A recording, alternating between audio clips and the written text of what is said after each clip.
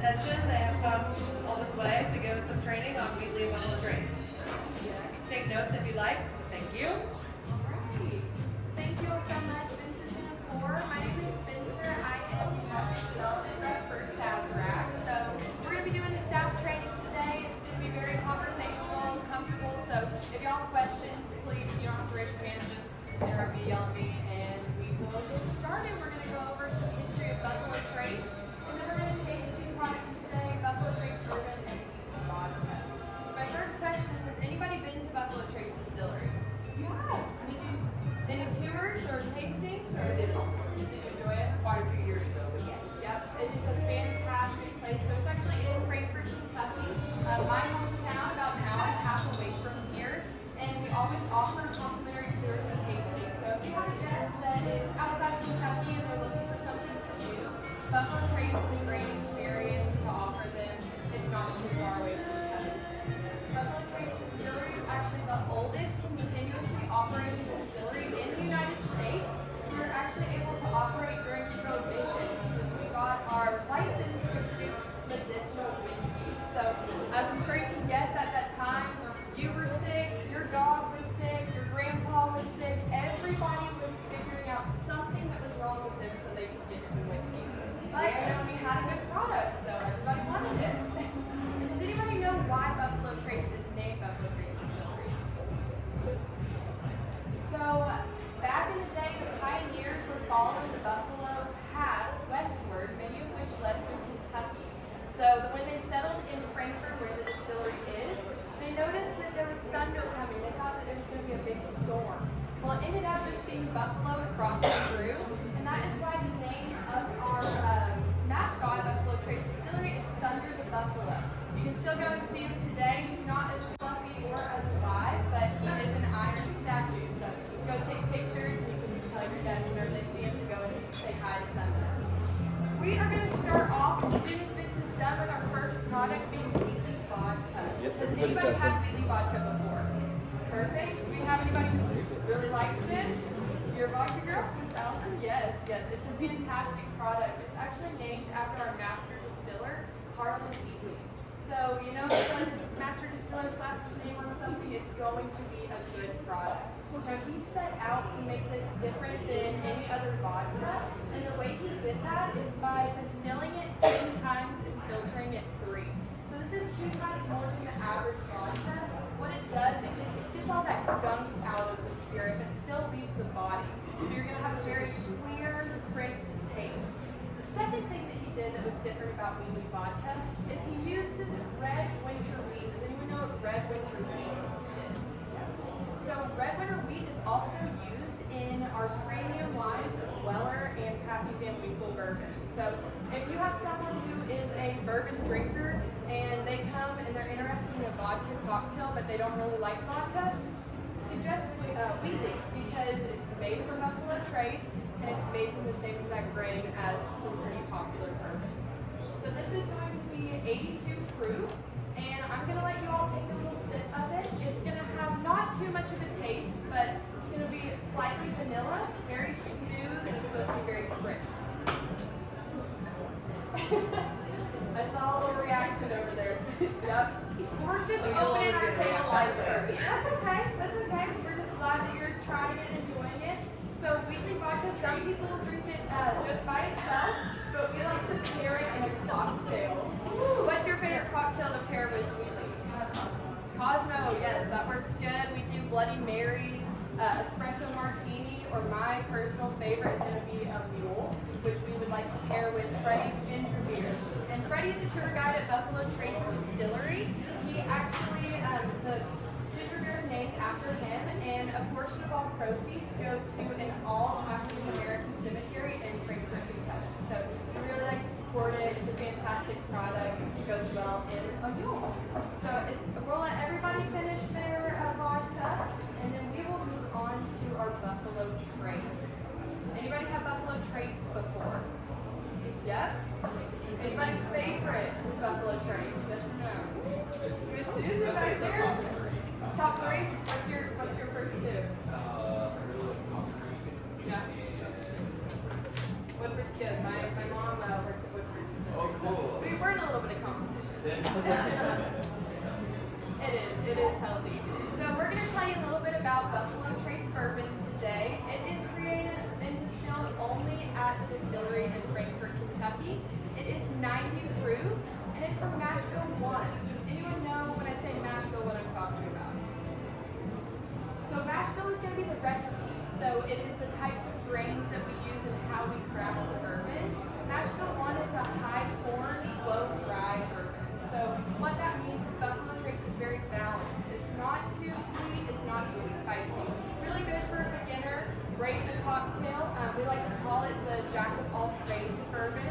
You can drink it neat, with ice cube, any kind of cocktail. We like to pair it with an old fashioned, Manhattan, a paper plane, or a Kentucky Mule. I am definitely a mule person. That is my favorite. Now, Buffalo Trace is aged for about 6 to 8 years. It's going to be going more towards that 8-year mark. Aged in the middle floors of the warehouse. So a warehouse is like, you're going to think of it like a typical home, or if you're like me, I'm not a homeowner yet, I'm in an apartment, but at the home, the basement is going to be the coolest part, coolest area. So that's where you're going to age your 20-year bourbons, your Packies, your Eagle Rare 25. It's going to stay there for a long time. The middle floor is going to be like your living room. So 6 to 8-year bourbons, it's going to be very temperate, it sits for a little. And then your top floor is like your attic. It's always hot as heck, right? So you don't have to age those bourbons as long. The heat will speed up the aging process. So about 6 to 8 years is how long that is aged.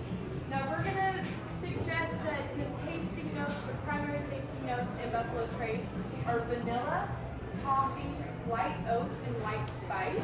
But everybody picks something else different. So what I taste, you may taste differently. But I am going to tell you all how to taste properly, or what we say is a proper taste. And so before we drink, we're going to go through the steps. Has anybody learned how to properly taste bourbon before? You have? Perfect.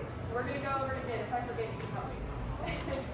All right, guys. So our first step is going to be picking up the bourbon. I'm going to grab the glass. We're going to notice the color. So it is a deep amber color. That does not come from any additives because that would make it a whiskey, not a bourbon. That is from the aging process. As the bourbon heats up and cools down, it goes in and out of our charred American oak barrel. So it gets that flavor and it gets that color from the barrel staves. Now we're going to give it a little swirl. Everyone raise their glass and swirl it around for me. We are releasing the aromas of the bourbon because we want to be able to smell everything properly. All right. This part is going to sound a little funky, but I'll do it with you so I look crazy up here. So when you smell it, you're going to part your lips, open your mouth just a little bit, and sniff. Give it a good inhale. What this does is just opens up your passageways, so you're going to be able to smell something a little more. I know it seems really funny, but it does really help. Is anybody picking up a certain note? Smell anything? Caramel? Yeah. Anybody else anything different? Cinnamon? Yeah, that's that spice that you're smelling. Yeah, I typically get a lot of vanilla, but everybody is different. And especially if you go from one nostril to the other, one of your nostrils is always going to be a little bit more stopped up. So you may smell something different on each side. All right, guys, we're ready for our first little sip. Now, don't swallow, but we're going to take a small sip and we're going to coat the mouth. I'm sorry. I'm really just edging y'all on right now. So you're going to keep it in your mouth, do what we call the Kentucky chew. Swirl it around like you're swirling mouthwash. You're coating your mouth with the bourbon to awaken your taste buds. And then you can take a small little sip. Once that goes down, your taste buds are awake. We have another step that is optional, but you can add a droplet of water in the bourbon. It opens up the flavor profile. You do not have to, but it does give it a little bit of a different experience. So if y'all want, I'll let you add a little droplet. You should have water in your Wheatley box unless... Nope, maybe not. Sorry. Perfect. All right, once you've added a little bit of water, you can give it that full taste now. That should open up the profile, and you should be